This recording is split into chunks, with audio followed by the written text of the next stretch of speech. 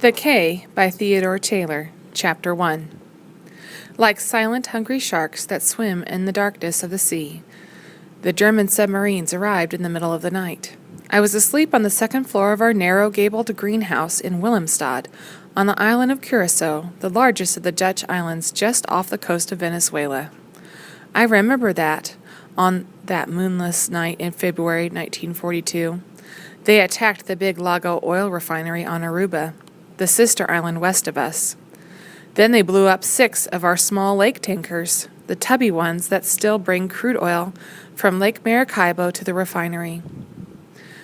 Curaçao's petroleum Matsjahap to Maybated to gasoline, kerosene, and diesel oil. One German sub was even sighted off Willemstad at dawn. So when I woke up, there was much excitement in the city, which looks like a part of Old Holland, except that all the houses are painted in soft colors, pinks and greens and blues, and there were no dikes. It was very hard to finish my breakfast because I wanted to go to the Punda, the business district, the oldest part of town, and then to Fort Amsterdam, where I could look out to the sea. If there was an enemy U-boat out there, I wanted to see it and join the people in shaking a fist at it.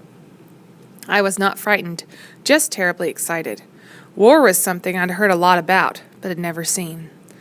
The whole world was at war, and now it had come to us in the warm, blue Caribbean. The first thing that my mother said was, "Philip, the enemy has finally attacked the island, and there will be no school today. But you must stay near home. Do you understand?" I nodded, but I couldn't imagine that a shell from an enemy submarine would pick me out from all the buildings, or hit me if I was standing on the famous pontoon bridge, or among the ships way back in the Schottegat, or along St. Anna Bay. So later in the morning, when she was busy making sure that all our blackout curtains were in place, and filling extra pots with fresh water and checking our food supply, I stole away down to the old fort with Henrik von Boven, my Dutch friend, who was also 11. I had played there many times with Henrik and other boys when we were a few years younger, imagining we were defending Willemstad against pirates, or even the British. They once stormed the island, I knew long ago. Or sometimes we'd pretend that we were the Dutch going out on raids against Spanish galleons. That had happened too. It was all so real that sometimes we could see the tall-masted ships coming over the horizon. Of course, there were only the tattered-sailed native schooners from Venezuela, Aruba, or Bonaire coming in with bananas, oranges, papayas, melons, and vegetables. But to us, they were always pirates, and we'd shout to the noisy black men aboard them. They'd laugh back and go, "Pow, pow, pow!" The fort looks as though it came out of a storybook, with gun ports along the high wall that faces the sea. For years it guarded Willemstad, but one morning it did not look like a storybook fort at all. There were real soldiers with rifles, and we saw machine guns. Men with binoculars had them trained towards the Whitecaps, and everyone was tense. They chased us away, telling us to go home. Instead, we went down to the Koningin Emma Brug, the famous Queen Emma pontoon bridge, which spans the channel that leads to the huge harbor, the Schottegat. The bridge is built on floats so that it can swing open as ships pass in or out, and it connects Punda with the Oterbanda, which means the other side, the other part of the city. The view from there isn't as good as it was from the fort, but curious people were there too, just looking. Strangely, no ships were moving in the channel. The veerboots, the ferry boats that shuttled cars and people back and forth when the bridge was swung open, were tied up and empty. Even the native schooners were quiet against the docks inside the channel, and the black men were not laughing and shouting the way they usually did. Henrik said, "My father told me there is nothing left of Aruba. They hit St. Nicholas, you know." "Every lake tanker was sunk," I said. I didn't know if that was true or not, but Henrik had an irritating way of sounding official, since his father was connected with the government. His face was round, and he was chubby. His hair was straw-colored, and his cheeks were always red. Henrik was very serious about everything he said or did. He looked towards Fort Amsterdam. He said, "I bet they put big guns up there now." That was a safe bet. And I said, "It won't be long until the Navy is here." Henrik looked at me. "Our Navy?" He meant the Netherlands Navy. No, I said ours, meaning the American Navy, of course. His little navy was scattered all over after the Germans took Holland. Henrik said quietly, "Our navy will come too." And I didn't want to argue with him. Everyone felt bad that Holland had been conquered by the Nazis. Then an army officer climbed out of a truck and told us all to leave the Queen Emma Bridge. He was very stern. He growled, "Don't you know they could shoot a torpedo up here and kill you all?" I looked out towards the sea again. It was blue and peaceful, and a good breeze churned it up, making the lines of whitecaps. White clouds drifted slowly over it, but I couldn't see the usual parade of ships coming towards the harbor, the stubby ones or the massive ones with flags of many nations that streamed slowly up the bay to the Kattegat to load gas and oil. The sea was empty, and there was not even a sail on it. We suddenly became frightened and ran home to the Charlot section where we lived. I guess my face was pale when I went into the house because my mother, who was in the kitchen, asked immediately, "Where have you been?" "Punda," I admitted. "I went with Henrik."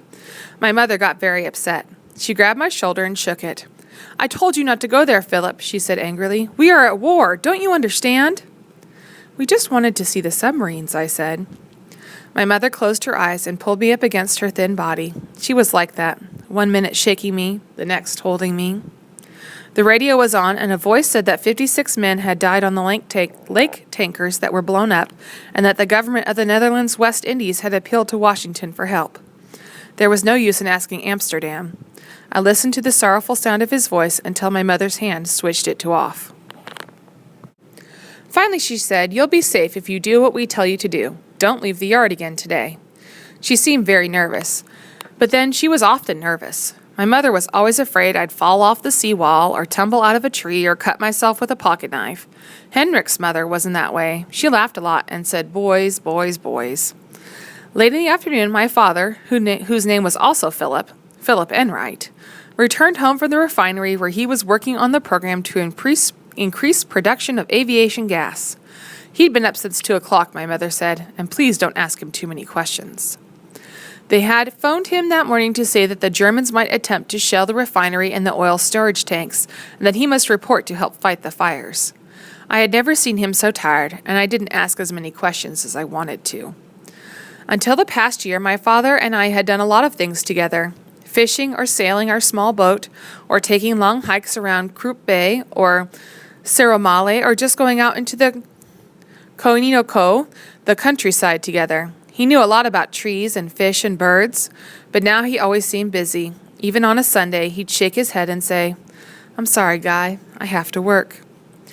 After he had his pint of cold Dutch ale, he had one every night in the living room after he came home, I asked, "Will they shoot at us tonight?" He looked at me gravely and answered, "I don't know, Philip. They might. I want you and your mother to sleep down here tonight, not on the second floor. I don't think you're in any danger, but it's better to sleep down here." "How many of them are out there?" I thought that they might be like schools of fish. Dozens, maybe. I wanted to be able to tell Henrik exactly what my father knows about the submarines. He shook his head. "No one knows, Philip, but there must be 3 of them around the islands. The attacks were in 3 different places." "They came all the way from Germany?" He nodded. "Or from bases in France," he said, loading his pipe. "Why can't we go out and fight them?" I asked. My father laughed sadly and tapped his long forefinger on my chest. "You'd like that, wouldn't you? But we have nothing to fight them with, son. We can't go out in motorboats and attack them with rifles." My mother came in from the kitchen to say, "Stop asking so many silly questions, Philip. I told you not to do that." Father looked at her strangely. He had always answered my questions. "He has a right to know. He's involved here, Grace." My mother looked back at him. "Yes, unfortunately," she said. My mother, I knew, had not wanted to come to Curaçao in late 1939, but my father had argued that he was needed for the war effort even though the United States was not at war with them. Royal Dutch Shell had borrowed him from his American company because he was an expert in refineries and gasoline production. But the moment she saw it, my mother decided she didn't like Curaçao, and she often complained about the smell of gas and oil whenever the trade winds died down. It was very different in Virginia, where my father had been in charge of building a new refinery on the banks of the Elizabeth River. We lived in a small white house on an acre of land with many trees. My mother often talked about the house and the trees, about the change of seasons and the friends she had there. She said it was nice and safe in Virginia. My father would answer quietly, "There's no place nice and safe right now." I remembered the summers with lightning bugs and honeysuckle smells, the cold winters where the fields would be brown and would crackle under my feet. I didn't remember much else. I was only 7 when we'd moved to the Caribbean. I guess my mother was homesick for Virginia, where no one talked Dutch, and there was no smell of gas or oil, and there weren't as many black people around. Now there was a cold silence between my mother and my father. Lately it had been happening more and more often. She went back into the kitchen. I said to him, "Why can't they use aircraft and bomb the submarines?" He was staring towards the kitchen and didn't hear me. I repeated it. He sighed. "Oh yes, same answer, Philip. There are no fighting aircraft down here. To tell you the truth, we don't have any weapons."